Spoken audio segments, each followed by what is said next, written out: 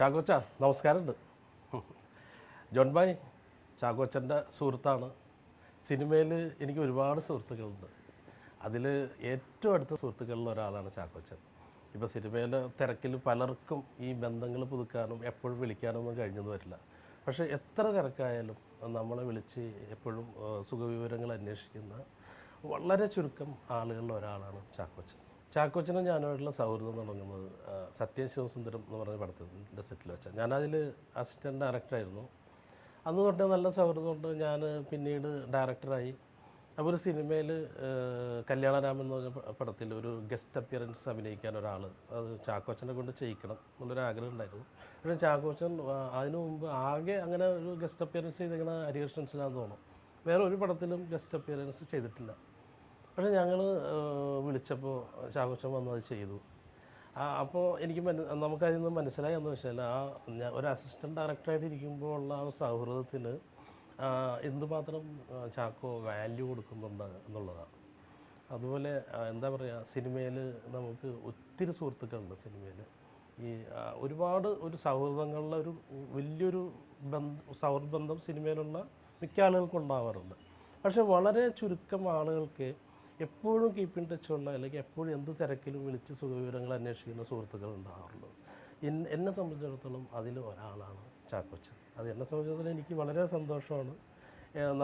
നമ്മളുടെ ഏത് കണ്ടീഷനിലും ഇപ്പോൾ പടം പൊട്ടിയിരിക്കുകയാണെങ്കിലും വിജയിച്ചിരിക്കുകയാണെങ്കിലും ഇനിയിപ്പോൾ പടം ഇല്ലാത്ത സമയത്താണെങ്കിൽ പോലും വിളിച്ചിട്ട് എന്തൊക്കെയുണ്ട് എന്ന് ചോദിക്കുന്ന വളരെ ചുരുക്കം ആളുകളിൽ ഒരാളാണ്. ഈ പ്രോഗ്രാമിലൊരു ചോദ്യം ചോദിക്കണമല്ലോ, ചാക്കോച്ചനോട് ഞാനൊരു ചോദ്യം ചോദിക്കാൻ പോകും. ഒരു കുസൃതി ചോദ്യമാണ്. ഈ ചോദ്യത്തിൻ്റെ പുറകിൽ ഒരു ചെറിയൊരു തമാശയുണ്ട്. ആ തമാശ ചാക്കോച്ചൻ തന്നെ നിങ്ങളോട് പറയും.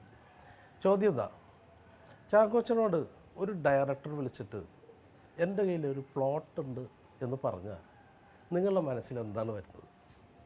ആ കഥയുടെ പ്ലോട്ടാണോ അല്ലെങ്കിൽ ആ പാവപ്പെട്ടവൻ്റെ വീടും പറമ്പുമാണോ? അതിനെക്കുറിച്ചൊന്ന് വിശദീകരിച്ചാൽ കൊള്ളാം.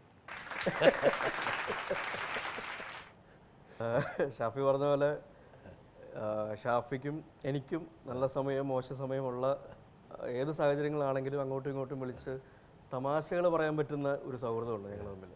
ഷാഫി ഭയങ്കര ഒരു ഹിലേരിയസ് ഗൈയാണ്. ഒരു വളരെ സ്പോണ്ടേനിയസ് ആയിട്ട് ഹ്യൂമർ പറയുന്ന ആളാണ്. അപ്പോൾ അത് ഞാൻ ഭയങ്കരമായിട്ട് എൻജോയ് ചെയ്യാറുണ്ട്. ചെറിയ നൊമ്പരങ്ങളിൽ പോലും തമാശകൾ കണ്ടെത്തി ആൾക്കാരെ ചിരിപ്പിക്കാനുള്ള ഒരു കഴിവ് ഷാഫിക്കുണ്ട് ഭയങ്കരമായിട്ട്. അപ്പോൾ ആ രീതിയിൽ നോക്കുകയാണെങ്കിൽ ആ ഒരു ക്യാരക്ടർ എനിക്ക് ഭയങ്കര ഇഷ്ടമാണ്. പിന്നെ മനസ്സിൽ ഒന്ന് വെച്ചിട്ട് വേറൊരു രീതിയിൽ കാര്യങ്ങൾ പറയുക അങ്ങനെയൊന്നുമില്ല. വളരെ സ്ട്രെയിറ്റ് ഫോർവേഡാണ്. ഉള്ളതുപോലെ പറയാനായിട്ട് ഷാഫി എപ്പോഴും ശ്രമിക്കാറുണ്ട്. അങ്ങനെ തന്നെയാണ് ഷാഫി. എനിക്കൊന്ന് ഞാൻ സിനിമയില്ലാതിരുന്ന സമയങ്ങളിൽ ഞാൻ കുറച്ച് റിയൽ എസ്റ്റേറ്റ് അങ്ങനെ ആ സമയത്ത് ആർക്കും ചെയ്യാവുന്നൊരു കാര്യമായിരുന്നു റിയൽ എസ്റ്റേറ്റ്. ഒരിടയ്ക്ക് എന്ത് ചെയ്യുന്നു? ഞാൻ റിയൽ എസ്റ്റേറ്റ് ആണ്. അല്ല, ശരിക്കും എന്ത് ചെയ്യുന്നു? അപ്പോൾ ഞാൻ ഡോക്ടറാണ് അല്ലെങ്കിൽ എഞ്ചിനീയർ. അങ്ങനത്തെ ഒരു അവസ്ഥ ഇടയ്ക്കുണ്ടായിരുന്നു. എത്ര കാലം റിയൽ എസ്റ്റേറ്റ്